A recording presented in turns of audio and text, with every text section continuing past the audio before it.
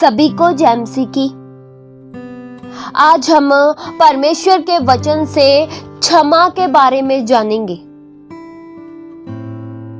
Bible प्रियो यह बताती है, पाप एक ऐसी चीज है जो मनुष्य को स्वर्ग से बाहर रखेगी। पापी मनुष्य स्वर्ग में प्रवेश नहीं कर सकता जब तक कि वह पापों से क्षमा न पाले। स्वर्ग एक पवित्र स्थान है जहां पर कोई भी किसी भी प्रकार की बुराई प्रवेश नहीं कर सकती। स्वर्ग में प्रवेश करने के लिए सबसे पहले अपने पापों से क्षमा पाना बहुत जरूरी है। स्वर्ग में पहुंचने का मूल सिद्धांत ही क्षमा है।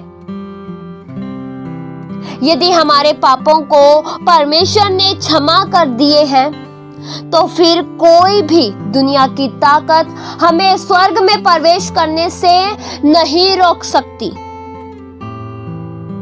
पाप वह है जो परमेश्वर की दृष्टि में सबसे ज्यादा घृणित है, जिसकी परमेश्वर को जरूरत बिल्कुल भी नहीं है, और केवल पापों को क्षमा परमेश्वर ही कर सकती है। कोई भी इंसान अपने आप को खुद नहीं बचा सकता, खुद के प्रयासों से क्षमा नहीं पा सकता। केवल परमेश्वर के अनुग्रह और उसके उस महान दया के द्वारा ही हम बचाए जा सकते हैं। इसका अर्थ प्रियो यह नहीं है कि मनुष्य को अपने उद्धार के लिए कुछ नहीं करना है। हमें एक काम करने की जरूरत है, मसीह पर विश्वास। यीशु मसीह को अपने हृदय में ग्रहण करना चाहिए। जब हम प्रभु यीशु मसीह पर विश्वास करते हैं, तब हम उद्धार पाते हैं। जब हम सच्चे दिल के साथ अपने पापों का अंगीकार करते हैं, तब हम क्षमा पाते हैं। प्रियो, आपने अगर परमेश्वर के नियमों को तोड़ा, पापी जीवन बिताया, तो इसके लिए कोई मनुष्य आपको क्षमा नहीं कर सकता। आपको केवल परमेश्वर ही क्षमा कर सकते हैं। उदाहरण के तौर पर, अगर आपने कोई मेरा नुकसान किया, तो हो सकता है मैं आपको उस गलती के लिए माफ कर दूं, मैं आपको छोड़ दूं, क्योंकि उस पर हक मेरा था। लेकिन अगर आपने परमेश्वर का कानून या परमेश्वर का वचन तोड़ा, परमेश्वर के वचनों का उल्लंघन किया, इसके लिए पृथ्वी का कोई भी मनुष्य आपको क्षमा प्रदान नहीं कर सकता, जब तक कि परमेश्वर आपको क्षमा न करे। केवल परमेश्वर ही आपको क्षमा कर सकते हैं। प्रभु के पास यह अधिकार है, जिसको वह क्षमा करते हैं, उनके अपराध क्षमा हो जाते हैं। बाइबल प्रियो ये बताती है कि प्रभु यीशु मसीह ने उस पापिन स्त्री को क्षमा किया, जो फरीसी के घर में आकर प्रभु यीशु मसीह के पांव के पास आकर रोने लगी। उस पापिन स्त्री ने प्रभु के पांव को आंसुओं से भिगोए और बालों से पोंछने लगी। वचन बताता है कि उसने प्रभु के पांव पर इत्र मला। लेकिन फरीसी, जिसने प्रभु को घर में बुलाया था, वह सोचने लगा, यह भविष्यद्वक्ता होता तो जान लेता जो छू रही है वह कौन है और वह कैसी स्त्री है, क्योंकि वह तो एक पापिन है। प्रियो, प्रभु यीशु मसीह जगत में पापियों को बचाने के लिए आए। प्रभु को पापों से घृणा है, पापी से नहीं। पापी को तो परमेश्वर बचाना चाहते हैं। प्रभु यीशु मसीह ने उस पापिन स्त्री को क्षमा कर दिया। वचन में लिखा है लुक्का 7 के उसके 48 वचन में, और उसने उस स्त्री से कहा तेरे पाप क्षमा हुए। प्रियो, प्रभु के पास यह अधिकार है। प्रभु पापों को क्षमा कर सकते हैं।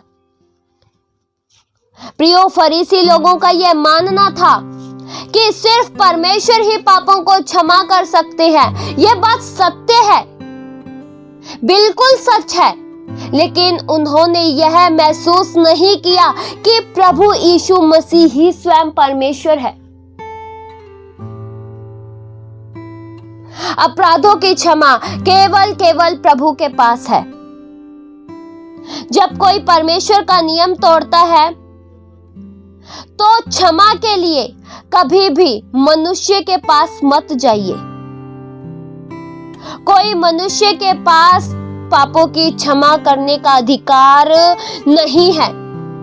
सीधे परमेश्वर के पास जाइए। जिसके विरुद्ध पाप किया है, सीधे उसी के पास जाइए और माफी मांगिए। प्रभु आपको क्षमा कर देंगे। वचन में लिखा है पहला यूहन्ना 1 के उसके 9 वचन में, यदि हम अपने पापों को मान ले तो वह हमारे पापों को क्षमा करने और हमें सब अधर्म से शुद्ध करने में विश्वास योग्य और धर्मी है। पापों से प्रियो क्षमा पाने के लिए हमें पापों का अंगीकार करना जरूरी है। पापों से मन फिराना चाहिए, जिससे परमेश्वर हमारे अपराधों को मिटा देंगे। वह हमें हमारे अधर्म से शुद्ध करेंगे। यह बहुत ही अद्भुत प्रतिज्ञा है।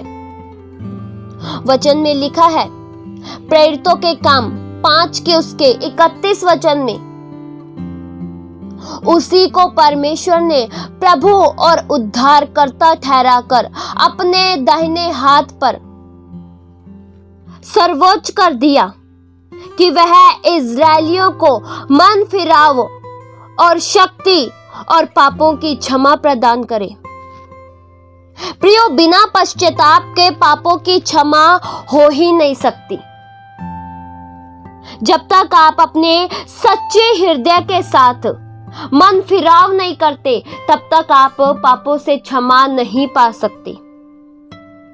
प्रभु यीशु मसीह शारीरिक रूप में यहां नहीं है, लेकिन वह अदृश्य रूप में यहां उपस्थित है।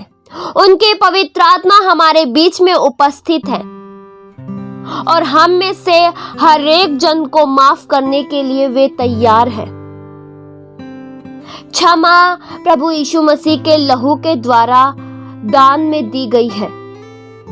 वचन में लिखा है इफिसियों 1 के उसके 7 आयत में, हमको उसमें उसके लहू के द्वारा छुटकारा अर्थात अपराधों की क्षमा उसके उस अनुग्रह के धन के अनुसार मिला है।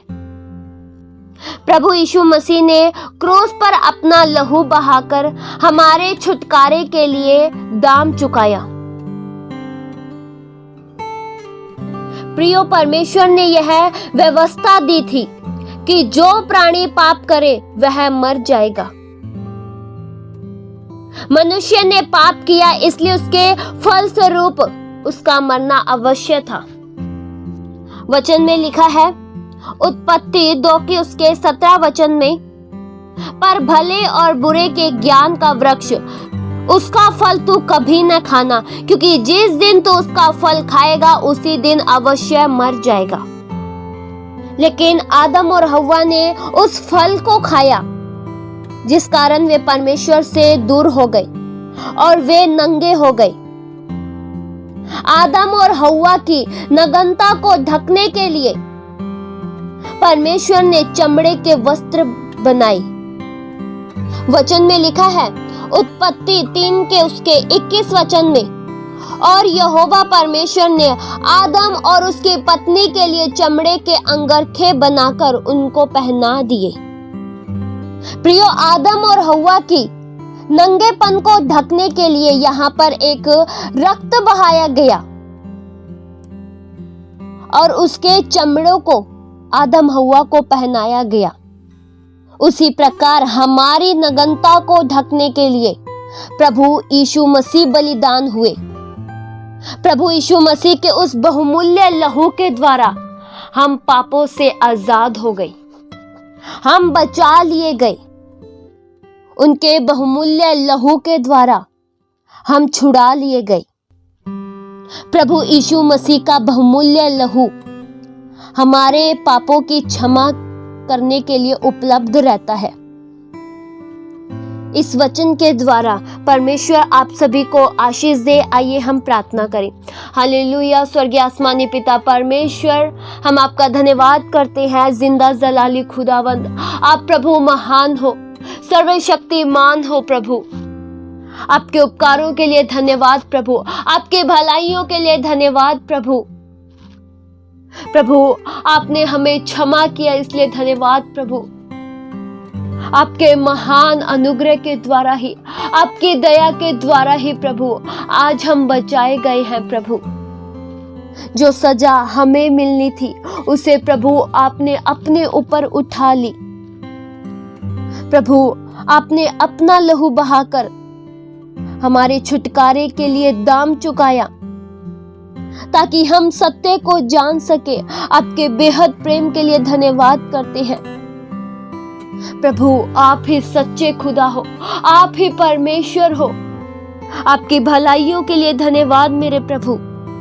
प्रभु एक बार फिर से हम आपका शुक्रिया करते हैं कि आपने हमें बचा लिया प्रभु, हमें माफ किया प्रभु। प्रभु अगर आप हमें माफ ना करते तो हम आपसे दूर रह जाते, परंतु आपने हम पर अनुग्रह किया, हमारे पापों से हमें छुड़ा लिया, इसलिए धन्यवाद प्रभु। आपका प्रेम हर कोई जान सके, आपके उपकार हर कोई देख सके मेरे प्रभु। सब बातों में हम आपका धन्यवाद करते हैं। ये प्रार्थना प्रभु यीशु मसीह के जीवित पवित्र नाम से मांगते हैं। सुनो और कबूल करो पिता। आमीन।